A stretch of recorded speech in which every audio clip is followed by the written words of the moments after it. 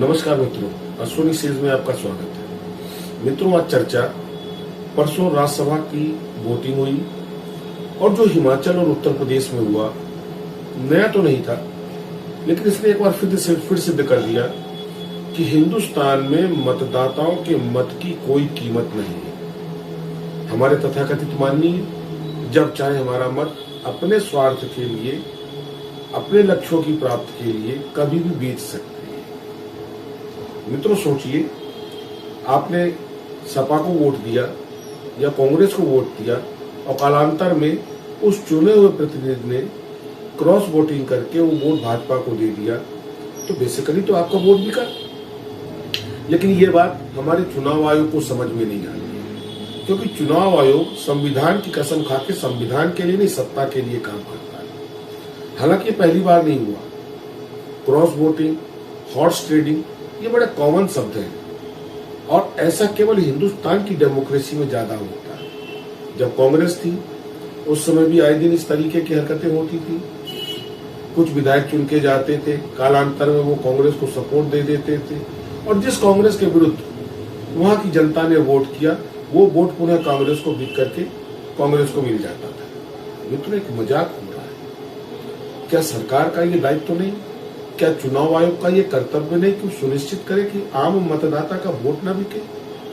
Horse trading दुनिया जानती है, एक बहुचर्चित शब्द है भारत की राजनीति में। अब देखिए, कितने चुनावों में, पिछला अगर उदाहरण ले लें, मध्य प्रदेश में जो हुआ या जो राजस्थान में हुआ या जो आपके महाराष्ट्र में हुआ, कैसे भेड़ बकरियों की तरीके से विधायक लाद के ले जाए जाते। तो जिस लोकतंत्र में विधायक सुरक्षित नहीं है, जिस लोकतंत्र में सांसद सुरक्षित नहीं है, वह एक आम आदमी के मत कितना सुरक्षित होगा, सोचा जा सकता है। मित्रों, ये बहुत गंभीर है आने वाले समय के लिए, और उससे ज्यादा गंभीर है जिस तरीके से कन्वर्जन ट्रेंड चला है। कांग्रेसी भाजपा में भाग रहा है, सपाई भाजपा में भाग रहा है, बसपाई भाजपा में भाग रहा है। मित्रों, मुझको तो लगता है अगर किसी दिन ये इंपोर्टेड नेता अगर एकदम से फिर पलट गए, तब भाजपा का क्या होगा। हालांकि कल अमित शाह ने कहा है कि हमारे कार्यकर्ताओं को परेशान होने की जरूरत नहीं, परंतु मित्रों, आदर्श क्या स्थापित हो रहा है? यही तो कांग्रेस करती थी। विधायकों को तोड़ना, सांसदों को तोड़ना, सरकारें गिराना, और उसी ट्रेंड पे भाजपा चल रही है। क्या ये दीनदयाल की सोच है?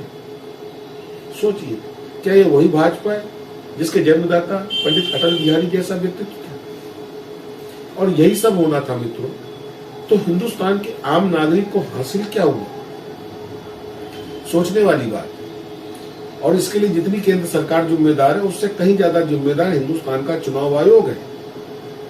ये जो उपकृत करके अधिकारी बैठा ले जाते हैं, इनका समर्पण भारत के संविधान के लिए नहीं है, भारत के मतदाता की मत की सुरक्षा के लिए नहीं है। इनका समर्पण सरकार की स्वार्थ और लक्ष्य पूर्ति के लिए। ये ज्यादा गंभीर विषय है, और ये इसलिए भी गंभीर है कि अगर ये ट्रेंड न रोका गया तो समय दूर नहीं जब हिंदुस्तान एक बार फिर आर्थिक गुलामी की तरफ चला जाएगा। बड़े बड़े कॉरपोरेट अपने विधायकों को खरीद करके अपनी मनमर्जी की सरकार बनाएंगे, उन सरकार से अपनी मनमर्जी की नीतियां पास कराएंगे। वो तो आज भी यही रहा है। लेकिन अगर ये इस पे नियंत्रण नहीं किया गया तो मित्रों, वो दिन दूर नहीं कि हिंदुस्तान का आम आदमी एक बार फिर आर्थिक गुलाम हो जाएगा, मानसिक गुलाम हो जाएगा। भाजपा से उम्मीदें थी, अपेक्षाएं थी कि यह आदर्शों की और सिद्धांतों की पार्टी है, लेकिन जिस तरीके से लक्ष्य प्राप्ति के लिए भाजपा कार्य कर रही है, नेता इंपोर्ट कर रही है, सरकारें तोड़ रही है और इस तरीके की क्रॉस वोटिंग करके अपनों को ला रही है, मित्रों, ये लोकतंत्र के खात्मे की स्थिति है। मुझे याद आता है, हिंदुस्तान की इसी सदन में पंडित अटल बिहारी वाजपेयी ने अपने पहले सरकार के कार्यकाल के दौरान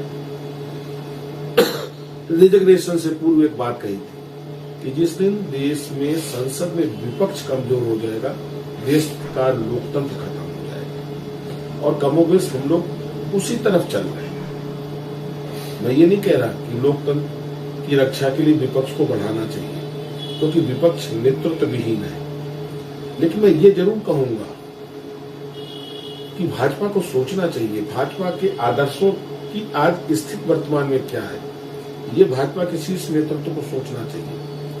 आप सरकारें बनाएं निसंदेह, लेकिन अपनी पॉलिसियों पर जीते, इस तरीके से नहीं। और रोके, आम मतदाता का मत बिकने से रोके, सुनिश्चित करें कि उसका मत पूर्णतः सुरक्षित है। जिस पार्टी को, जिस प्रत्याशी को उसने मत दिया था, वो मत उसी प्रत्याशी के पास है, उसी पार्टी के पास है। मत की बिक्री नहीं हुई है। ऐसे किसी संवेदनशील मुद्दे के साथ पुनः आपसे मुलाकात करूंगा मित्रों। नमस्कार।